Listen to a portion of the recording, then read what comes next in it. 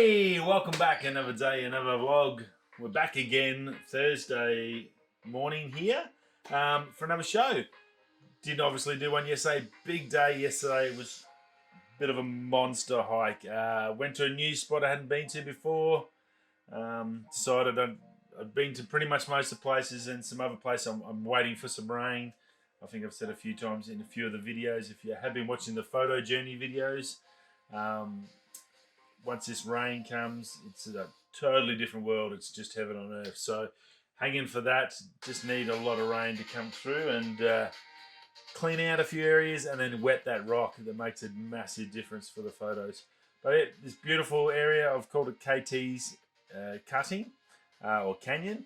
KT's Canyon. So that'll be a video in a few weeks' time. Very, very cool, but a monster hike. I think I actually put the old walking meter on when I did it. It was 16 k's, 200 meter elevation up the top of this ridge, this canyon onto the side of the mountain. I've now done all three peaks. I've been to the top of all three peaks behind camp, so I was pretty chuffed about that.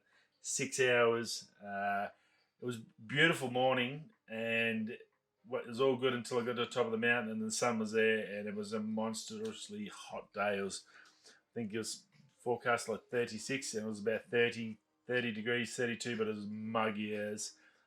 So yeah, it was really, really bad. So the walk home was no fun at all, but it was a really good walk. I did a heap of work with the 18 to 35 for the RP. The RP I used not all day. I did swap the M50 because I don't have a zoom for the RP as yet. I've got it, and I love my 55 to 200 on the M50, and it was sort of great swapping between the two. You go from that full frame RP, and I'm still learning and still making errors and still trying to find out how to do stuff and do different things like the focus stacking app. You can do like 100 or whatever many photos for this focus stacking. I tried to sort of set it up and do it, and it only took like 2 or 3, so I don't know what I'm doing wrong, but yeah, it was pretty cool in that regards. And then the 55 to 200 let me shoot a long way away and get some beautiful colours where the sun was coming down on this red rock on a cliff face across the way. That would have been another 2-hour walk. So that's the beauty of that telephoto, is be able to get to the places you can't go or it's unsafe to go. So telephoto in landscape is definitely a must. I generally use telephoto for my panos. I did a big pano and I used the telephoto. 55 to 200, which works out to say 75 to 300.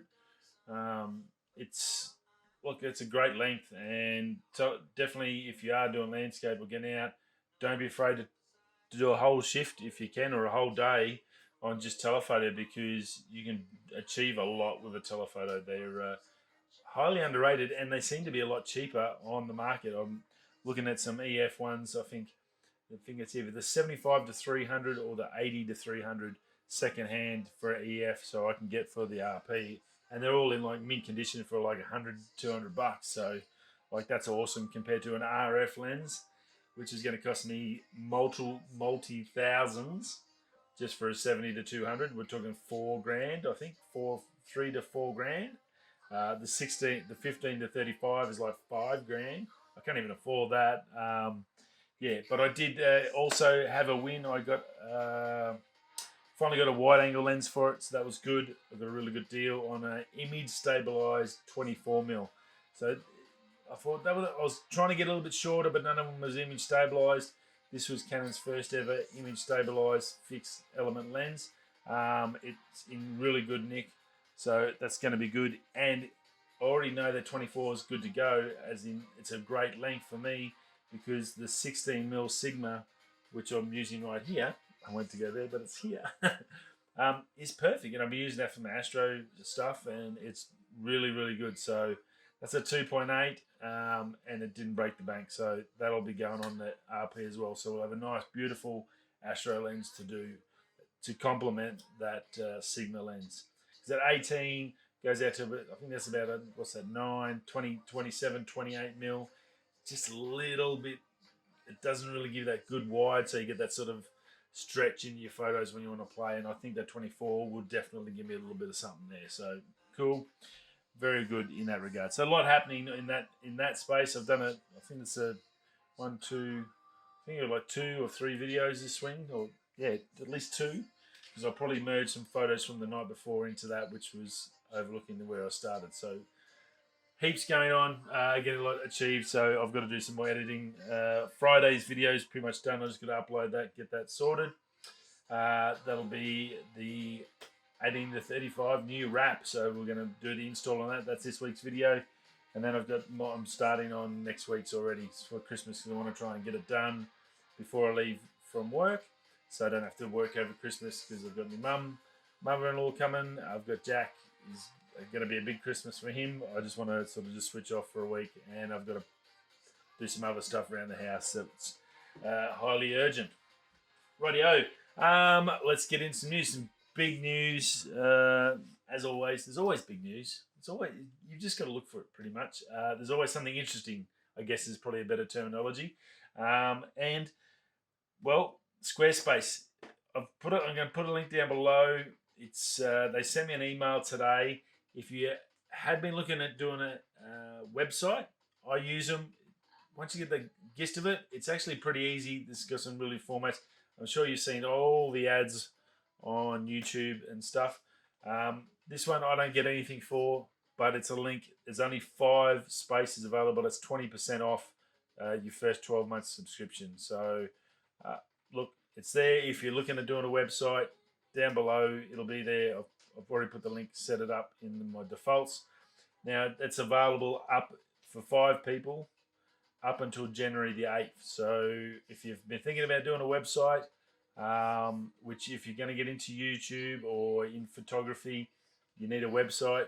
I don't get much traffic through it that I sort of hear back from, that I know of, but I've got a space. I can guess it's like your house. It's somewhere to put your gear and store your stuff when you're not there, pretty much, and a bed to sleep in, pretty much. So look, that's there, 20% off. That's a good deal. Anytime you get over 10, 20%, you get 20% off on anything, you got to be happy with that. So I guess if you're looking for a website, now's your chance. There's 5 available through the link below. I'm assuming I'll get an email once that's done. But yeah, just if you do go to use it and it says it's already been finished, let us know so I can take it out. But yeah, I want to try and leave it as long as I can in case someone wants to get one done. So go check that out. Thanks Squarespace. Not sponsored or anything, but yeah, I just thought that was kind of them. So I'll throw it out to you. So it might be handy. Chevy Silverado. If you're in the States, you obviously know what I'm talking about. Chevy Silverado, very popular car. Second probably to, up there with the Dodge Ram, and then probably second only to the F-150. In Australia, they've struggled a little bit. They're starting to get a little bit of momentum. The Dodge Rams have been here for a couple of years, and they're going really, really well. Best mate just bought a Ram, and I got to drive in it, and it was so comfy. What a totally different to the Dad's old F-150s and my old 1954 F-100. Definitely a different class of vehicles they are nowadays. So very luxurious and comfy and creature comforts, I guess you could call them. Well, not only that, Walikshaw, which is taken basically over, I guess, Holden's demise. They do the import stuff for the Chevy badge, and for the Silverado, they have been testing and tweaking. They're not saying anything. They're not denying it. But apparently they've been looking and doing a bit of developing into whacking a big supercharger on that 6.2 litre V8 engine in the Chevy Silverado. Now that was the same basic engine as what they used to work on with the Holden cars here in Australia, with much success. Some amazing, I think the W427 was the same engine, and that's a very famous, one of the last big V8s we had before Holden went bust and pulled the pin on us.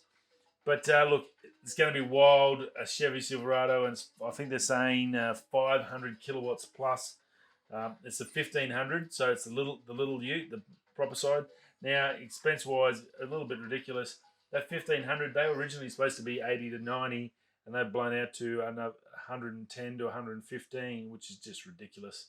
I don't know who's who buys 100? Yeah, I couldn't imagine. Wish I had 115 grand to buy a ute. So yeah, it's crazy. But and that's only the little 1500. I'd hate to know what the 2500s are. You're looking at 200 grand by the time you get everything in it. So that's crazy. But look, 850 Newton meters is their target. So look, this thing's going to pull Christ off the cross. It's going to be a monster of a car. You're going to hear it coming. It's going to rumble. It's going to have that big supercharger. So yeah, it's going to be very cool. So hopefully soon we might hear something from Walikshaw. But look, it sounds very, very promising. They're guesstimating about 140 grand. Oh, that's going to hurt. 140 for a ute, but it's going to be one hell of a ute. Definitely one worth checking out. Oh, that bought me songs. Try that one there. Something different. Now, Zendure, you do have some links below, some affiliate links there for that stuff. I do run these guys. I won one of these and I bought another one when I got them. I use all their power banks and travel adapters. Really good gear. They've just released a new item. It's called the Superbase 500. It's basically a 600 watt monster power brick. Perfect for camping or if you're going bush or working away. Anything where you're going to need power or recharge laptops or drones or photography gear, lights, anything like that. I don't know what's going on with the music. Anyway, that's just been released, I think, yesterday. It was funded in the first 2 hours, fully funded. So it's definitely going to happen. These are one of those companies that actually do produce everything that they say they're going to do. You get a lot of things on Kickstarter that just end up, the money just disappears and you never hear from them. And yeah, they put an update saying, oh, we're still going, we're still getting it out to you, and nothing ever happens. Well, Zendure is not one of those. They're really good. As I said, I use their gear. I wouldn't give them a shout out if it wasn't really good gear. From heavy duty cords to power banks to chargers, very cool. What do you call it? Control ports, so you can plug everything in. They've got a lot of good gear, so definitely go check them out. Now, this Superbase 500, it's going to sell out, I would imagine. So if you are looking for something along those lines, it's going to go fairly quick at the cheap price. Now, it's 518 watt hours, 14,000 milliamp, 3.7 volt, and it's got good for 500 plus cycles. It's 5 kilo weight, so it's not mega heavy. It's not light. It's a solid little brick. Definitely that. You can run 9 devices off it at once, which is pretty darn handy.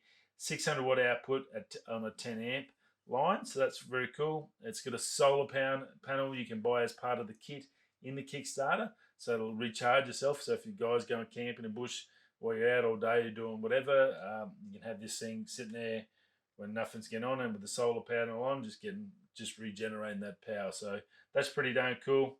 $612 on Kickstarter. It'll also do 60 watt charging. So for things like your laptops and that, they need a fair bit of grunt, like the big 16-inch MacBook. You're going to need 60 watt plus, and normally 65 watt GANs and stuff like that. Generally what you need for these new flash bits of tech. So look, it's good charge rate. Now, if you want the solar panel, it's $800 Australian. So that's now. It'll obviously go up after the Kickstarter campaign finishes. So if something you've been interested in, solid unit, I know it's going to work really well from what they've put out with everything else. I can't imagine that unless they have a total meltdown and something goes wrong, and it's just one of those rare ones that's no good. Everything else I've got off them has been really good. So I can definitely recommend that if you're looking for something to take bush for your battery issues. Now, some big news from Canon. Lucky last of the day, the R5 NR6 DxO scoring rate. So they testing the sensor and the best quality. Currently, I think the number ones are the Sony AR4, A7 III, and the two Zs, the new Zs, the Z7 and the Z6 II. They've got BSI sensors in them. They've got the highest score on their rating, on their annual ratings. Well, the R5 had scored a 95 on the DxO test, which is the highest ever for a Canon. So that beats the 1DX Mark III and everything beforehand, the 5D SRs and all those sort of things.